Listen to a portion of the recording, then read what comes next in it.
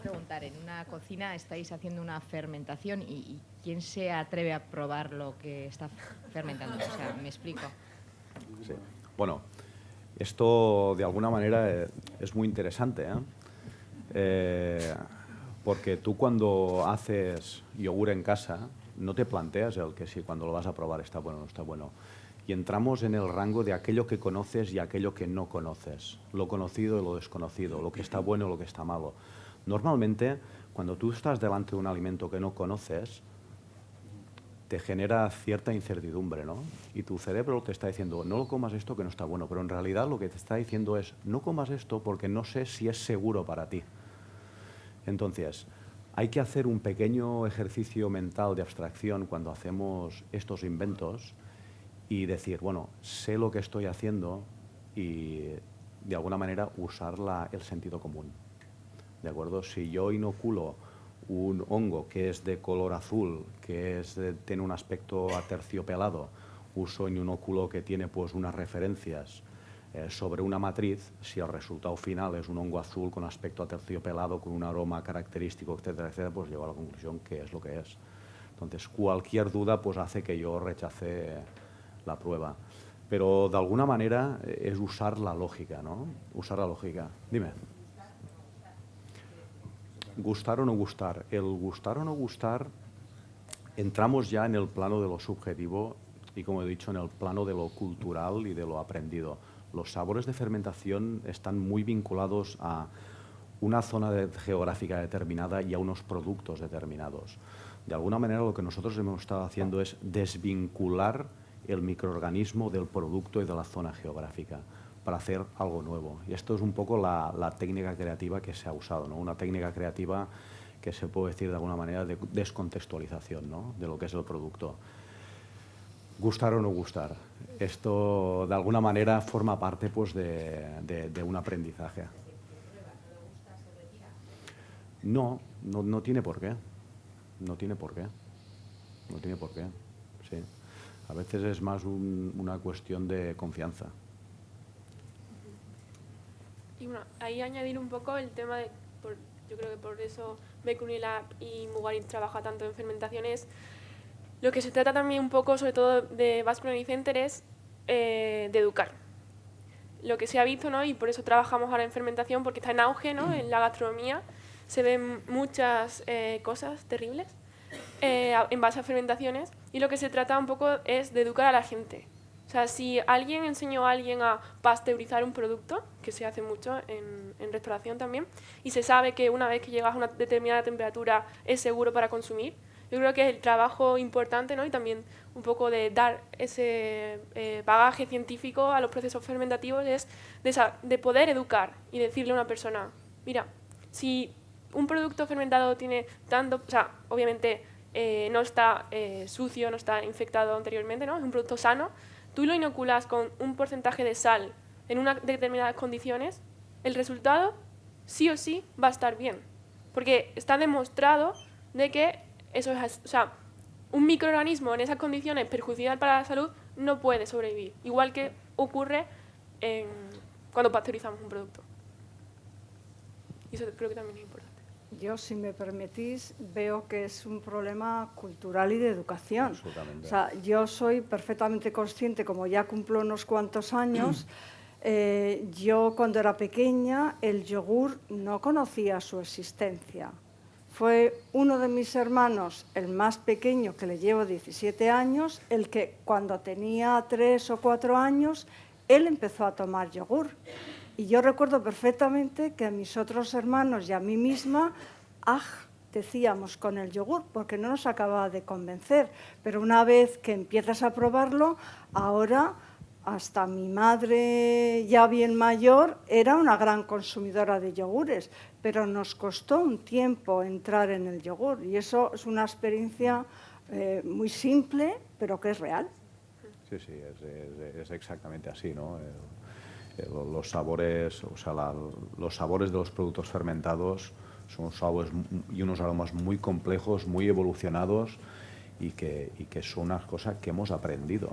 A nadie se le ocurre, el café no está bueno y aquí tomamos todos café. y el café está amargo y no está bueno. Bueno, incluso hasta genéticamente igual se rechaza, ¿no? El café como una cosa amarga. Tiene el detector de aquello que puede ser tóxico, el amargo. Y tomamos café porque hemos aprendido a tomar café. Hemos aprendido a apreciar el aroma del café y el sabor del café. Yo quisiera añadir algo. O sea, me parece fantástico lo que hacéis, pero solo tengo un pero y es saber, ¿controláis los niveles de micotoxinas? Bueno, nosotros los niveles de micotoxinas, o sea, no hilamos tan fino. No hilamos tan fino. Pero lo que sí controlamos son los niveles de contaminación. Es decir, nosotros nos aseguramos que aquello que nosotros preveemos que va a suceder encima de un sustrato coincide con lo que es.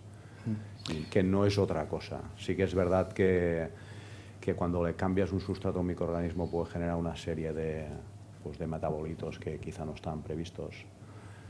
Pero bueno, yo creo que los sustratos son fundamentalmente tan parecidos o tan similares que una cosa que tiene una trayectoria, una historia tan larga, ¿no?, como normalmente son pues, estos productos que nosotros usamos, ¿no?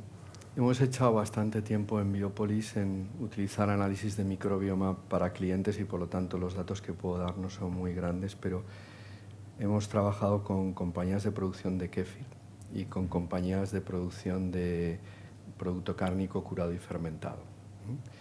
Y las poblaciones microbianas son apasionantes porque no es tan trivial como meto esto y qué pasa. Es que puedes tener, por ejemplo, en un kéfir, en un inóculo de kéfir, nosotros nunca hemos visto menos de 400 especies microbianas distintas, donde mayoritariamente suelen haber algunos hongos y algunas levaduras, pero donde dependiendo de dónde luego crezcas eso, se van moviendo más unas que otras. Y entonces hay que controlar, porque si se te mueven las que están produciendo algún compuesto negativo, puedes tener un problema. En el caso de producto cárnico curado es apasionante porque lo que trabajamos con el cliente es en ver cómo podíamos controlar con el inóculo el crecimiento de listeria. Y inoculábamos artificialmente listeria para ver con el inóculo qué se hacía, y en este caso el inóculo sí que era controlado porque eran 2 starters industriales, y de nuevo lo que ves es una interacción con los microorganismos que hay presentes en la materia prima, que depende de qué época del año, a qué carnicería vayas, es diferente. Entonces, creo que ahora hay herramientas y las pongo a vuestra disposición para si queréis que analicemos microbioma de vuestros fermentados, pueden dar un montón de pistas. Sí, bueno, no hemos dicho, pero usamos cultivos iniciados de starters industriales, nosotros también, con su ficha técnica, etcétera, para decir, bueno, empezamos ya desde sabiendo lo que hacemos, ¿no? Sí, sí. Muy buenas. Esta pregunta va para todos en general, pero de alguna forma bien para el profesor Ramón como para Sonia. Si después de toda la información que estamos aquí, que constantemente estamos investigando y tenemos medios hoy en día, en una de las filminas que habéis pasado, uno de los posts, resulta que al gobierno le ponéis en último lugar como elementos integrantes o de alguna forma influyentes en nuestra alimentación. ¿Cuándo, de una vez por todas, entre todos los agentes sociales, vamos a hacer realmente responsables, porque a ellos se les llena mucho la boca de que nos dan unas dietas saludables y que nos dan una alimentación tremendamente sana, y luego realmente es todo mentira? ¿Por qué no tenéis la capacidad de presión, tanto desde la educación universitaria, tanto de los laboratorios, para primar absolutamente siempre la salud por encima de intereses económicos? Bueno, yo A ver, puesto... en general, ya que... No tengo Digo, se me respuesta, ocurre, pero bueno. Se me ocurre. Sí, pero ha sido, digamos, una pura casualidad lo de poner los gobiernos en último lugar. Simplemente porque estoy acostumbrada y tal como empezó la charla, el núcleo familiar lo primero, la escuela después, y he ido sumando. Y he puesto al gobierno al final, que realmente, como tú dices, podía estar al principio, porque es el que nos gobierna en todos los aspectos. Y he puesto la estrategia NAOS de una manera que bueno, está ahí, pero surgió con mucho bombo inicialmente, pero desapareció del mapa y ahora prácticamente se le empieza otra vez a ver de nuevo, pero realmente ha tenido muy poca influencia, en mi opinión. La presión, no sé quién la puede ejercer, yo no soy capaz, ya me gustaría tener ese poder. Pero es verdad que a nuestros niveles la interlocución, por ejemplo, bajo mi punto de vista, en mi caso en concreto, con el Ministerio de Sanidad a nivel nacional, ha sido a través de la diabetes. Y, bueno, pues es imposible porque no tenemos un gobierno nacional, un ministerio nacional, tenemos 17 comunidades autónomas y cada una hace lo que le da la gana, digamos, con su dinero, lo organiza. Entonces, bueno, sí, es verdad, tienes razón. Sí, y yo creo que es muy complejo lo que se ha hablado muchas veces de potenciar un poco los alimentos más saludables y penalizar otros. Pues a mí la alta economía se me escapa totalmente. No. No, él igual tiene más formación. La prudencia me diría no contestes. Pero se dan dos circunstancias. Primera, que ya estoy muy mayor, que hago en diciembre 60. Y la segunda... exactamente. Y la segunda, que estamos en unas fechas que da para la respuesta. Yo creo que es muy sencillo. Es difícil convencer a mediocres. Y desgraciadamente tenemos una mediocridad importante en nuestra clase económica, en nuestra clase política, perdón. No hay más que ver lo que está pasando en los últimos días. Es extraño que una ministra de Sanidad quiera tener un título y para eso prácticamente pues pague y ya está. A mí no me parece extraño, sobre todo cuando esa ministra, que antes era consejera en mi comunidad autónoma, ¿por qué llegó allí? Si cuando llegó simplemente había acabado medicina y ni tan siquiera había ejercido.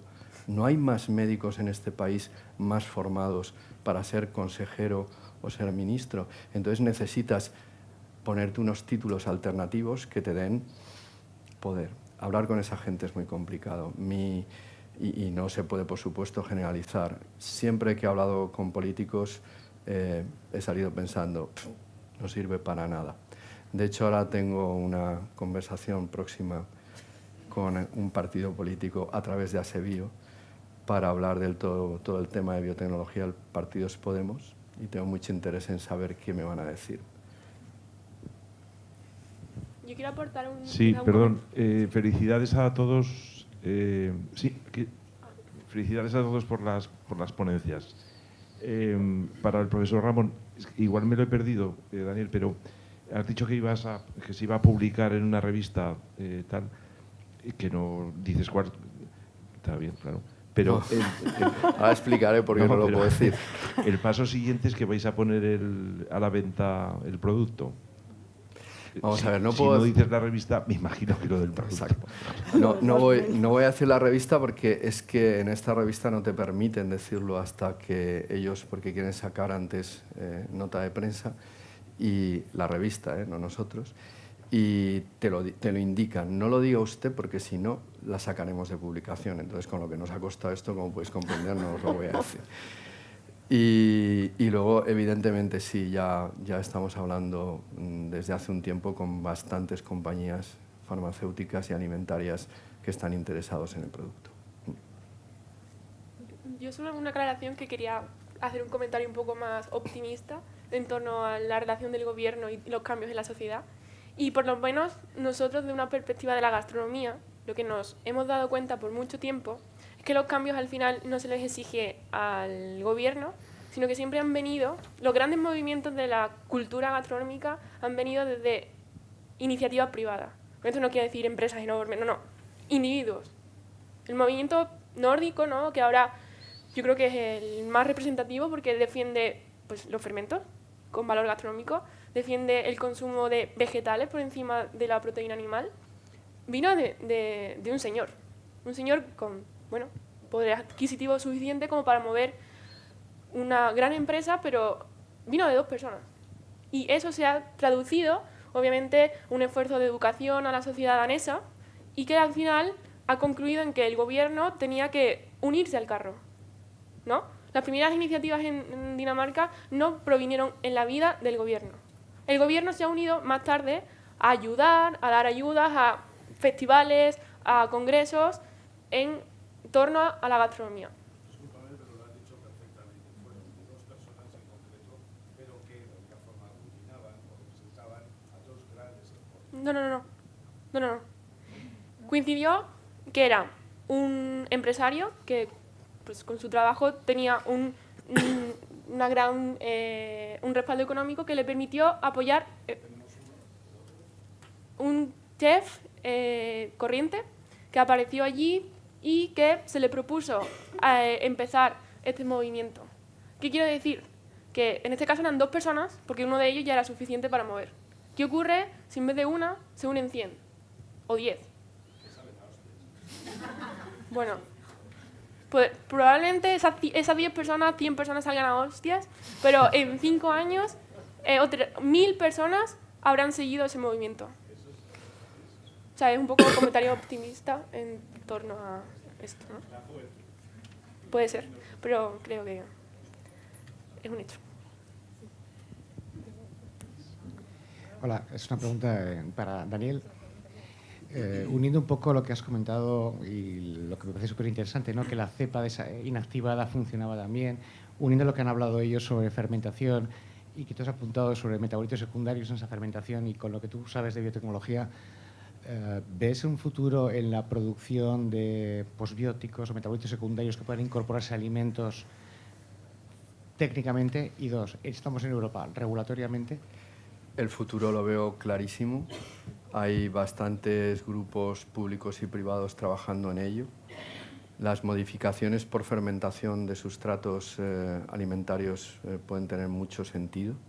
Imagínate, hay grupos, por ejemplo, trabajando en extractos de plantas con polifenoles y la idea es fermento con una bacteria GRAS, busco que se generen nuevos compuestos que tengan más actividad biológica porque, por ejemplo, son más biodisponibles. En nuestra empresa están trabajando en eso, en Wild, una de las empresas del grupo, pero bastantes otros laboratorios en el mundo lo están haciendo. Es particularmente interesante los esfuerzos en eso en China, ¿no? Y además con el histórico que ellos tienen de manejo de plantas es muy interesante. ¿Qué va a pasar en la Unión Europea? Pues ya te lo puedes imaginar, que nosotros mismos nos cerraremos el paso. La Comunidad Europea, de nuevo es poco político lo que voy a decir, pero es muy poco abierta a las innovaciones, es muy protectora y no se dan cuenta de que aquí ya no se cuece el futuro del mundo. Esto yo creo que se va a convertir en un balneario, donde vendrán a vernos porque hay cosas bonitas que ver y historia, pero desde luego el futuro de hacia dónde va a ir cualquier cosa en el planeta, desde nanomateriales, alimentación, pasando por biomedicina, ni de lejos se cuece aquí. Se cuece en otros países y en concreto en agricultura y alimentación, y lo discutimos anoche en la cena, no sé. Mi opinión es que en buena parte de donde se va a cocer el futuro de la agroalimentación en el planeta se va a dar en China. Y se va a dar en China porque hay una apuesta decidida al gobierno chino por la agroalimentación. Ellos tienen un plan al 2030 con una serie de proyectos de investigación perfectamente cerrados de aquí al 2030. Eso se puede hacer cuando uno está en un país totalitario. Y no quiero decir con esto que yo quiera estar en un país totalitario, pero claro, puedes prevenir hasta el 2030. Y la base, que es lo que me llama la atención y lo que creo que es importante, es que la base es el retener el talento. Es decir, la base de ese proyecto es que cualquier estudiante de doctorado que acabe una tesis en China y quiera quedarse a hacer el postdoc en China en alguno de esos temas de investigación, y esos temas son muy amplios, no solo son biología o alimentación, puede ser física, puede ser gente que maneja Big Data, imagínate lo que sea, va a tener un salario comparable al que tuviera si se fuera a un país extranjero a hacer el postdoc. Eso es retener talento. Ahora cerrar los ojos y pensar qué ha pasado en nuestro país con el talento científico en los últimos 15 años. Y esa es la diferencia, ¿no? Eso unido a que tienen muchísimo dinero y que han recapturado mucho chino trabajando fuera, que se ha formado excelentemente bien, y que ahora se ha vuelto a China con buen salario, buena posición y con medios para trabajar. Entonces, China sin duda va a ser un buen jugador en el futuro de la agroalimentación. Por supuesto, también Estados Unidos, pero Europa es que estamos perdiendo talento a marchas forzadas y encima la legislación es asfixiante, asfixiante, porque es una legislación que se mueve a golpe político. Lo que ha pasado últimamente, por ejemplo, con CRISPR, es incomprensible, pero no es un debate técnico, es un debate ideológico y ahí ya no puedes entrar. Mi pregunta era también un poquito en ese sentido, con el tema de los probióticos inactivados, ¿no?, en la dieta. Entonces, bueno, voy a cambiar un poco. Con otros probióticos, el hecho de que puedan ser también activos, además en el mismo sentido que lo eran cuando eran viables, una vez inactivados, ¿esto se ha probado para otras cepas probióticas, además de, por ejemplo, la vuestra? Sí, es sorprendente. Mira, cuando los primeros experimentos, esto surge porque queríamos un control negativo.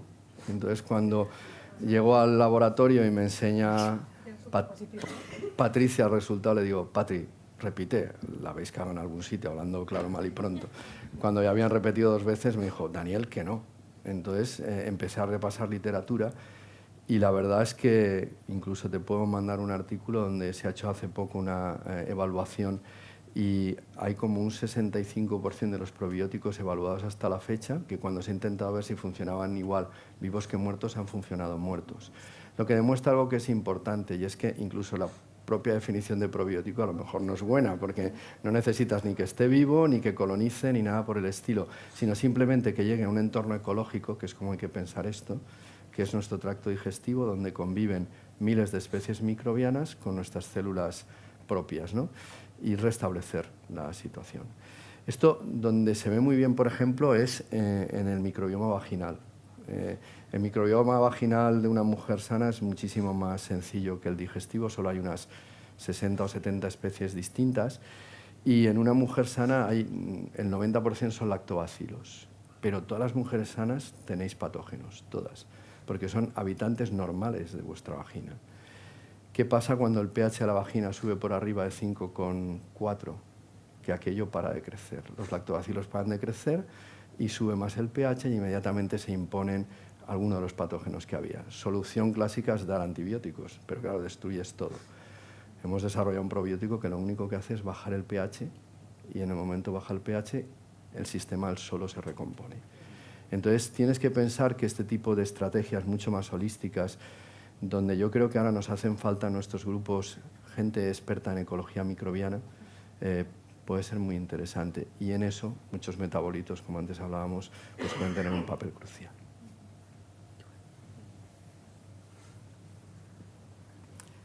¿Puedo hacer una pregunta? Sí, sí, sí. Yo quería preguntar, el estudio que has hecho últimamente, el que has mostrado en humanos, cuando hablas de pérdida de peso, ¿y cuánto y en cuánto tiempo? No, en ese estudio no hay pérdida de peso, pérdida de porque siguiendo pérdida de grasa. Sí, siguiendo la normativa de EFSA, cogimos individuos que no tuvieran sobrepeso. Ya, pues has puesto solamente la cintura y exacto, pérdida solo era de grasa, depósito de visceral fasa, fundamentalmente. eso es. ¿Y en qué porcentaje? Ya sé que es estadísticamente significativo, pero me gusta unirlo a una cifra. No te sé decir el porcentaje exacto, pero si quieres ahora luego compartimos el borrador del artículo, si me prometes que solo lo usarás para ti. Dios me libre. Pero es estadísticamente significativa la reducción Sí. y se produce específicamente a nivel visceral. No se produce en peritoneal o retroperitoneal, por TAC se produce específicamente a nivel ¿Y visceral. a cuánto tiempo? 3 meses de tratamiento. Claro, eso estaría bien seguir para Hay que ver, seguir. lógicamente, si tiene un parón o es progresivo. Efectivamente, pero cuando haces el primer ensayo clínico tienes que poner un tiempo. Tienes que empezar. Entonces ahora la idea es, por un lado, tenemos que hacer, como he comentado, más ensayos clínicos, que la idea es prolongarlo más tiempo en uno de los casos, en otro a otro tipo distinto de población realmente obesa, para ver qué vemos ahí, y luego también intentar entender más de la interacción de este microorganismo con el resto de flora y con el individuo, y para eso pues estamos planeando otros estudios en algunos sitios. No sé si me lo he perdido, pero en relación al ensayo clínico también, si se controló la dieta de los individuos. Sí. ¿Y qué dieta? Dieta mediterránea. Dieta mediterránea. Gracias. Y también otra pregunta en relación al estudio, se ve una modificación de la flora bacteriana y ese cambio se mantiene en el tiempo. No lo sabemos. Nosotros hicimos 3 meses y paramos. En otros estudios, es que tenéis que entender que es el primer ensayo. Claro. Pero en otros estudios que hemos hecho, por ejemplo, el que he comentado de dermatitis, es increíble, porque ahí lo que hicimos fue niños que tenían dermatitis en tratamiento con corticoide tópico. Y lo que hemos visto, esto no está publicado, pero sí que lo puedo contar, es que analizando el microbioma digestivo de niños con dermatitis, lo que vemos es que cuando van a hacer el pico de dermatitis hay una bacteria que se llama Fecalibacterium prausnichi que aumenta brutalmente. Y es muy curioso porque esa bacteria, cuando está en contagios bajos, produce inflamación intestinal y cuando está en contagios altos también. Tiene que estar ahí en unos niveles, ¿no? Entonces, tomando en consideración eso, tomando en consideración toda una serie de parámetros que habíamos visto en los niños con dermatitis, desarrollamos este blend de 3 probióticos y el ensayo fue niños con tratamiento tópico de corticosteroides o recibían placebo o los 3 probióticos. Y lo que vimos fue que prácticamente al primer mes, en el grupo que recibía probióticos, ya había niños que se estaban quedando limpios de la dermatitis. A los 3 meses, los que solo reciben corticoide tópico, un 40% está, algo que llaman almost cleared, casi limpios, y en el que recibe probióticos el 70% limpio y el 20% casi limpio. Por eso lo pudimos publicar en JAMA Dermatology. Es el primer ensayo en probióticos en dermatología que se publica en una revista dermatológica. Pero ahí sí que vimos 2 cosas muy interesantes. La primera es que, claro, los pediatras, cuando veían que ya estaban curados, dejaban de darles el corticosteroide, con lo cual era fantástico, claro. Pero además veíamos que aunque no estaban en tratamiento con corticosteroide, nuestro probiótico mantenía, y además siguiendo el aumento de Fecalibacterium vimos que también protegía. Y ahí sí que hicimos un recuerdo a los 4, 5 y 6 meses, y lo que vimos fue que al mes y a los 2 meses un grupo importante aún mantenía, pero a los 3 meses ya ninguno. Lo que quiere decir que hay que dar el tratamiento, se puede hacer un mes de blanqueo, pero luego seguir. Y eso me temo que va a ser lo normal con todos los probióticos. Porque nuestro microbioma tiene memoria, o sea, tiende a volver... Sí, en cierta manera sí, eso se ve muy bien en el microbioma vaginal, que tiene memoria.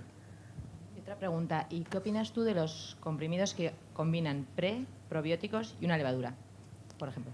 Pues que si haya un ensayo clínico convincente me lo creo y si no, no me lo creo. Y de los ensayos clínicos que a veces se hacen convincentes, porque claro, depende de quién lo lea y dónde se publique, se hacen muy convincentes. Es fácil saber si un ensayo es convincente o no. Lo primero tienes que mirar si antes de empezar el ensayo han depositado el ensayo en unas bases de datos donde tienes que decir a priori antes de hacerlo lo que vas a hacer y lo que vas a medir.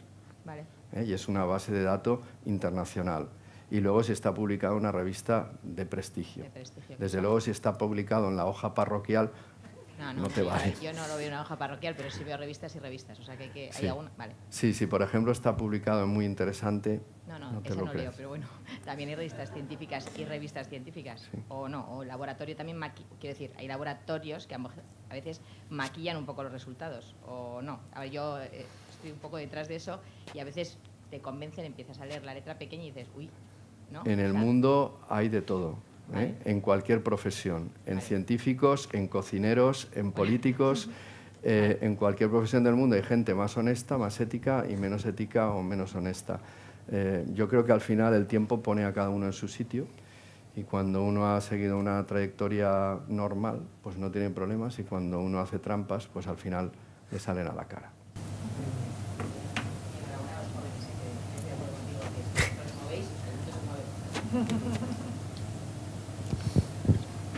¿Alguna pregunta más o cerramos? Yo tengo una pregunta para el profesor Ramón, sobre todo, y tiene que ver un poco con el eje intestino-cerebro, digamos. Creo que el profesor Ordovás también ha hecho algún comentario sobre que se ha visto en algún caso, pues que digamos que la respuesta emocional o de la persona tiene que ver un poco también con la microbiota, etcétera. Y obviamente esa respuesta emocional tiene mucho que ver con lo que comemos y los alimentos que escogemos. Entonces, ¿cómo se podría hacer ese tipo de estudio en el que se intenta ligar genética o microbiota con una respuesta emocional dada por una persona o una elección de alimentos? No es fácil. No es Porque fácil. con un gusano... Pues mira, es una de las posibilidades porque hay algunos receptores que sí que están conservados. Aunque te parezca mentira, por ejemplo, este gusano tiene memoria. Entonces es fácil, entre comillas, medir memoria. Si le entrenas a comer a una temperatura determinada, por ejemplo a 24 grados, ellos aprenden a comer a 24 grados. Entonces lo que haces luego es que coges 500 gusanos, los expandes en una placa donde tienes una clina de 20 a 30 grados y aunque os parezca increíble, todos en cuestión de minutos van a la zona donde están a 24 grados porque se acuerdan que ahí hay comida. Hay una chica, no me acuerdo el nombre, perdonadme por esto, pero hizo su postdoc, es catalana, y hizo su postdoc en Japón. Ella determinó esto y obtuvo un mutante que tardaba mucho más tiempo en irse. Cuando secuenció el gen mutado, vio que era una proteína que en familias con problemas de memoria está presente la misma mutación. Bueno, el caso es que eso te permite un modo de evaluación rápido, pensando en tercera edad y buscando ingredientes para memoria de chequeo, que es, bueno, voy ahora a poner esa temperatura, no poner alimento, pero voy a meter este ingrediente y voy a ver si se queda más tiempo ahí. Si se quedan más tiempo es que incrementa memoria. De la misma forma hay algunos receptores que tienen que ver con comportamiento. Nosotros hemos hecho alguna cosilla muy inicial y bueno, parece que se puedan construir algún modelo, pero no es nada fácil, no es nada fácil.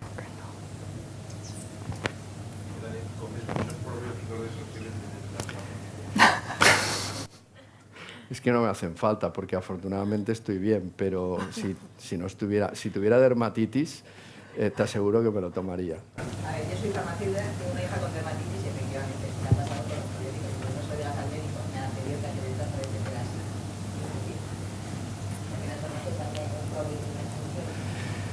Bueno, es algo muy novedoso y hay que también darse cuenta que los médicos que ahora están ejerciendo, cuando estaban en las aulas, nadie sabía nada de todo esto. Entonces, como algo nuevo, pues hay que empezar a introducirlo y tener paciencia.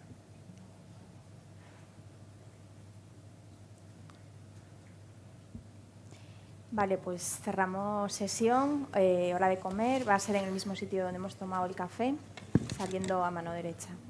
Gracias.